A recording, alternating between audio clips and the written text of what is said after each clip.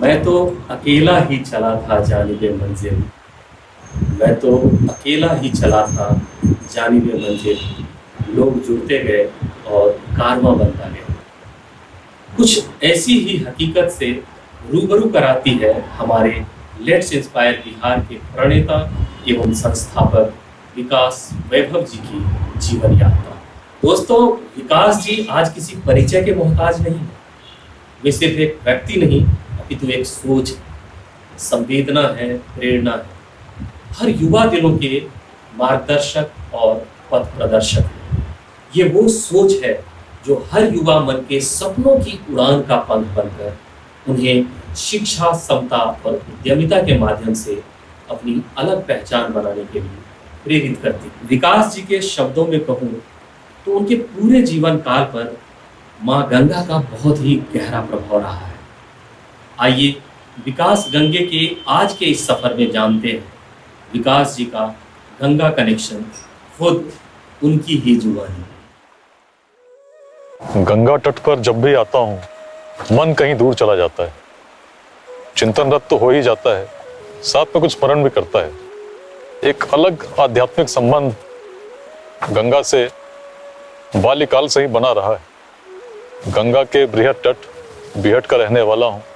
जब भी तटों के विस्तार को देखता हूँ, बहती धारा को देखता हूँ, तो मन कहता है, हे मातृ संज्ञा से विभूषित देवी स्वरूपिणी सरिते माता गंगा, तुमने तो अतीत को भी देखा है, वर्तमान को भी देख रही हो और भविष्य की ओर ले जा रही हो। जीवन जैसे आदि से अंत की ओर जाता है, वैसे ही तुम्हारी धाराएं हिमालय से उतरती हुई समुद्र तक जाती हैं। इतने विस्तार को जब तुमने देखा है, उस काल को भी निश्चित देखा होगा जब सभ्यता का उदय हो रहा था, जब प्राचीन नगर विकसित हो रहे थे। और इस बिहार को तो निश्चित ही देखा होगा उस काल में जब इस पाटलिपुत्र की भूमि को उस समय विश्व के सर्व प्रमुख नगर के रूप में परिभाषित विदेशी इतिहासकारों ने किया था। गंगा कितने परिवर्तनों की साक्षी है। इससे न केवल हाल के इतिहास को देखा है, बल्कि उस इतिहास के कालक्रम को भी देखा है जब चीजें उभर रही थी, नई सभ्यताओं का उदय हो रहा था। और ऐसे ही चिंतन के साथ साथ जब आगे पुलिस में आया तो भागलपुर पोस्टिंग हुई। भागलपुर में गंगा किनारे बैठा रहता, सोचता रहता, कहलगांव जाता। कहलगांव बटेश्वर स्थान वह स्थान है जो मुझे सबसे प्रिय है, जहाँ चिंतन के लिए मन उन्मुक्त सा हो जाता है, जहाँ गंगा उत्तर वाहिनी है। और वहाँ पर भी मैंने इतिहास को जब समझने की कोशिश की तो कहीं ना कहीं एक ही संदेश, गंगा का संदेश, एक बृहद संदेश की सोच बड़ी होनी चाहिए, इसको लेकर चलता रहा। और मुझे याद आता है जून में जब अंग भूमि में गंगा से वार्ता कर रहा था, तब कहीं ना कहीं एक आवाज़ गंगा से ही निकल कर आई कि क्यों ना कुछ ऐसा आह्वान करो बिहार की युवा शक्ति को, यदि चाहते हो अपने जीवन काल में एक परिवर्तन को देखना जिसकी कल्पना तुम नहीं कर पा रहे, तो एक संगठन के निर्माण की आवश्यकता है जो संगठित होकर अच्छे लोगों को जोड़े और जोड़कर कुछ योगदान करने के लिए प्रेरित करे।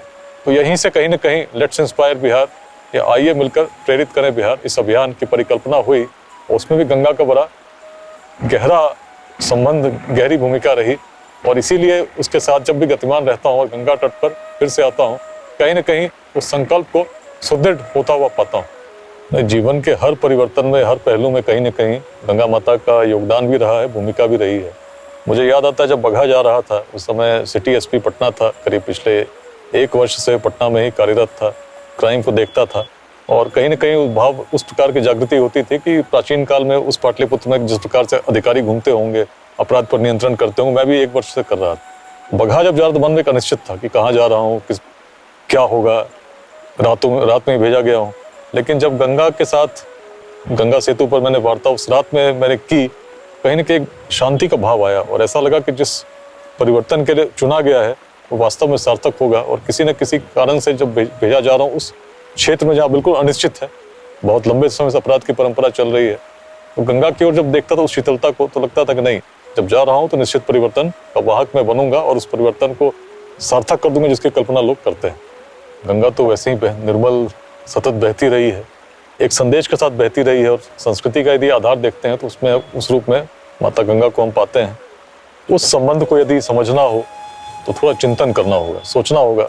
और तब कहीं ना कहीं जो प्रतिध्वनि है हर धारा के, बहती धारा के साथ मन में गुंजायमान होगी और कहेगी कि अपने जीवन को सार्थक करो, अपने जीवन में उस परिवर्तन के लिए कुछ योगदान करो जिसकी कल्पना हम करते हैं। गंगा के बृहद तट का रहने वाला हूँ। गांव का नाम ही बीहट है जहाँ से मैं हूँ।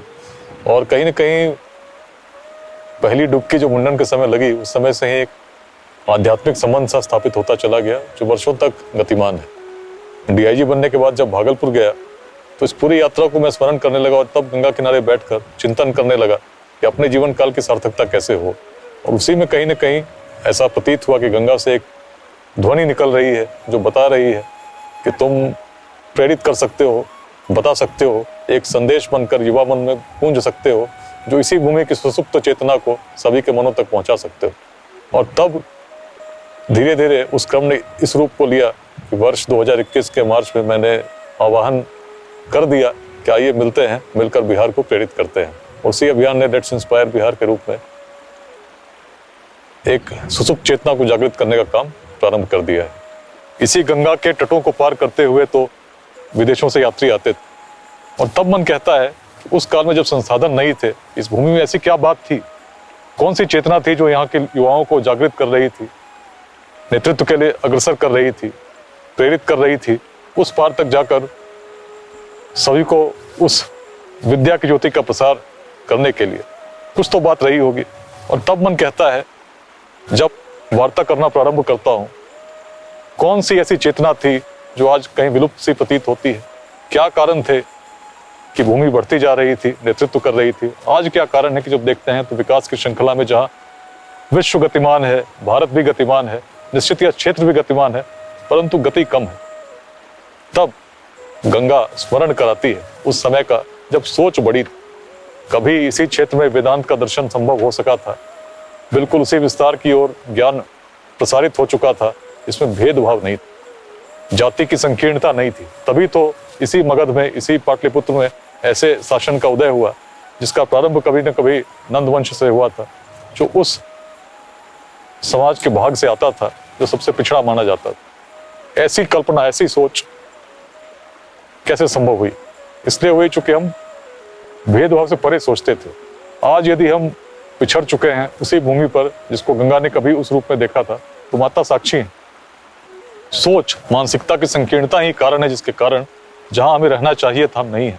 यदि हमने आज उस सोच को बदल दिया तो मानो गंगा कहती है कि युवा अगर जाग गए और जाग कर उस रूप में उन्होंने चिंतन प्रारंभ कर दिया, चिंता छोड़कर चिंतन करने लगे, संघर्ष छोड़कर सहयोग करने लगे, निश्चित जब तब ऐसा कर सकते थे तो आज क्यों नहीं कर सकते? और कहीं न कहीं जब मैं माता से इस रूप का संबंध देखता हूं तो सोचता हूं इस धारा के विस्तार के समक्ष न तो मैं कोई नेता हूं, न अभिनेता हूं, न भविष्यवक्ता हूं, लेकिन एक चिंतन के साथ निश्चित इस भूमि पर उपलब्ध हूं, उस पुत्र के रूप में जो चाहता है इस देश का भविष्य उज्जवल हो, इस क्षेत्र का भविष्य उज्जवल हो। और तब जब माता स्मरण कराती हैं कि ऐसा करने की क्षमता हम में है, सामर्थ्य है, तो फिर देर किस बात की?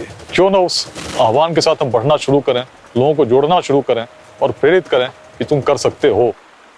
इतिहास ने देखा है, गंगा साक्षी है, जब तब कर सकते थे तो आज क्यों नहीं कर सकते? मिलते हैं, मिलकर कुछ करते हैं, अपने जीवन काल में कुछ ऐसा करते हैं जिससे उज्जवल भविष्य का निर्माता हम बन सकें और अपने राष्ट्र को गौरवान्वित कर सकें।